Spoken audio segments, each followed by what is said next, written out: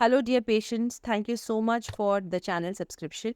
याद रखिए कि चैनल के सब्सक्रिप्शन के बटन के साथ साथ लाइक और बेल आइकन का बटन ज़रूर दबाएं ताकि आपसे कोई भी नया वीडियो मिस नहीं हो और आपको सारे नॉलेज बेस्ड वीडियोस मिलते रहें। हेलो पेशेंट्स, आज बात करते हैं छठ और छठ के कुछ चीज़ों जैसे व्रत है या सुबह उठ के गंगा में स्नान करने की प्रक्रिया है, इन सब के बारे में और इसके रिलेशन में प्रेगनेंसी पे क्या असर पड़ता है।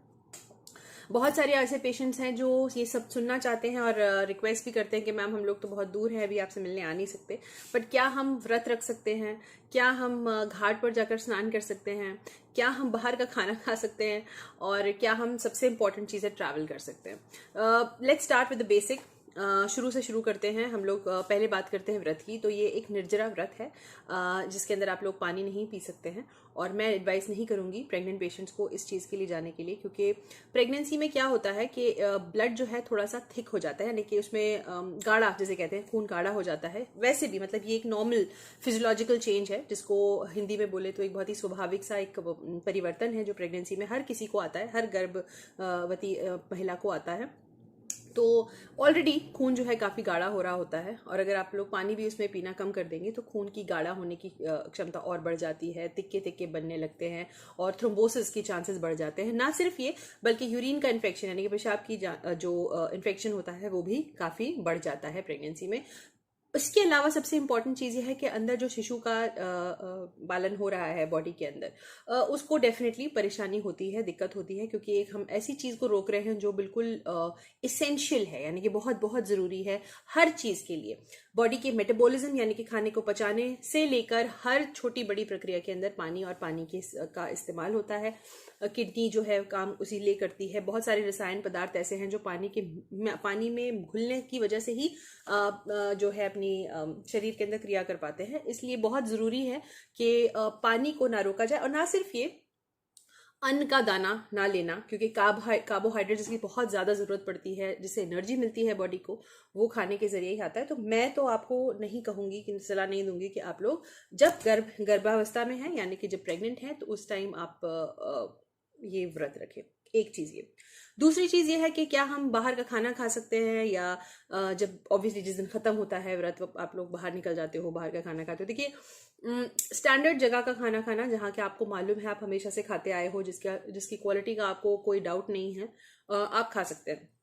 लेकिन प्रेगनेंसी के अंदर बाहर का पानी पीना, कच्चा पदार्थ बाहर खाना, जैसे कि कच्ची कच्ची सलाद है या फ्रूट सैलेड है या बाहर का जूस है या बाहर की पानी पूरी या चाट है, ये सब जो है ज़्यादातर इसके अंदर कच्ची चीज़ें होती हैं। बाहर का दही है, चटनियाँ हैं, पानी पूरी का पानी है, ये सब चीज़ें जो है पकी हुई चीज़ें नहीं होती। क्या हाथ डल रहा है, कौन से पानी से बन रहा है, इन सब चीज़ों से परहेज रखें तो ज़्यादा अच्छा है।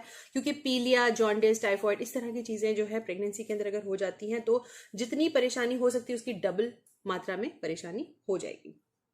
तो बहुत ज़रूरी है कि आप लोग इसका थोड़ा सा कुछ कुछ महीने ही आपको इसके लिए थोड़ा सा डिसिप्लिन दिखाना है, वो दिखाएं तो ज़्यादा अच्छा है। ये हो गया दूसरा। तीसरा है कि बहुत सारे ऐसे लोग हैं जो शहर में रहते हैं लेकिन त्यौहार मनाने के लिए उनको गांव में जाना होता है। तो ऐसा कोई मनाही नहीं है कि आप लोग प्रेगनेंसी के अंदर ट्रैवल यानी कि एक जगह से दूसरी जगह जा नहीं सकते हैं, बिल्कुल जा सकते हैं, लेकिन आप किस व्हीकल में यानी कि किस गाड़ी से जा रहे हैं बहुत ज़रूरी है। प्लेन में जाना, ट्रेन में जाना काफ़ी हद तक सही है, बस में भी ठीक ठाक ही है, लेकिन बाइक पे चढ़ना या ऑटो रिक्शा से जाना जिसके अंदर शॉक एब्जॉर्बर्स यानी कि जिसमें धक्का मुक्की के चांसेस ज़्यादा है, या ऊपर धचका और इस तरह की जो चीज़ें होती है जैसे जर्क लगता है, उसके चांसेस ज़्यादा हैं, उसको थोड़ा सा अवॉइड करें तो ज़्यादा अच्छा है। तो किस गाड़ी से आप लोग जा रहे हैं, किस स्पीड से आप लोग जा रहे हैं, वो बहुत ज़रूरी है। और अगर अपनी खुद की गाड़ी है तो ज़्यादा अच्छा है। फोर व्हीलर से बहुत लोग यहाँ से वहाँ आते हैं। इनफैक्ट बहुत सारे ऐसे पेशेंट्स जो बाहर के हैं, गाँव के पेशेंट्स जो हमको दिखाने के लिए लास्ट मोमेंट पर डिलीवरी करने के लिए हम लोग हॉस्पिटल इमरजेंसी में आते हैं, तो वो लोग कैसे आते हैं उस टाइम, अगर हमको ट्रैवल करने ही मना कर देंगे तो कैसे आएंगे वो लोग। तो तरीका ये है कि ऐसा यस और नो नहीं है, आपको बस करना यह है कि थोड़ा सा आहिस्ता आहिस्ता धीरे धीरे और अच्छी गाड़ी में जो ढंग से चला सके, बहुत ज़्यादा प्रेग्नेंट पेशेंट को तकलीफ ना हो। क्योंकि देखिए, बुक्स में किताबों में तो ऐसा कुछ नहीं लिखा कि ट्रैवल अलाउड नहीं है, लेकिन हमने खुद देखा गया है कि जो ट्रॉमा होता है, मतलब गाड़ी के ठीक से ना चलने से या बहुत धक्का मुक्की होती है और बहुत सारा धचका लगता है, उसके अंदर अब्रप्शो यानी कि सडनली खून आना नीचे से या सडनली पानी का छूट जाने की संभावना होती है, इसलिए बहुत अच्छा रहेगा कि अगर आप लोग उसको थोड़ा सा सावधानी बरतें। तो यही कुछ दो चार इंपॉर्टेंट चीज़ें हैं जो मैं आपको बताना चाहती थी। एक और इसके अंदर है कि हम लोग घाट पे जा सकते हैं, नहीं देखिए घाट पे जाना कोई मनाही नहीं है ऑब्वियसली, बट घाट पे जाने में दो चार चीज़ों का ख्याल रखना है। वहाँ बहुत फिसलन होती है, स्लिपरी होता है, इसलिए ढंग का फुटवेयर यानी कि जूता चप्पल ढंग का पहन के जाएं जिसमें फ्रिक्शन अच्छे से हो। धीरे धीरे जाएं, थोड़ा सा देख कर जाएं। अगर आपको डुबकी लगनी है, पूजा करनी है, उसके लिए मैं मना नहीं करूँगी ऑब्वियसली, लेकिन ज़रा ध्यान से कीजिएगा ये सब काम, क्योंकि ऑब्वियस है कि आपके साथ सिर्फ अपनी जान नहीं है, एक और जान भी है और उसका आपको ख्याल रखना आपकी बिल्कुल धार्मिक रिस्पॉन्सिबिलिटी है। और उसको आप कितने अच्छे से निभा सकते हैं वो आप सबसे अच्छा जानते हैं। हर जगह पे मैं रहूँगी नहीं आपको संभालने के लिए और बचाने के लिए, बताने के लिए, और हर चीज़ आप पूछ भी नहीं पाओगे, तो उसको थोड़ा सा अपने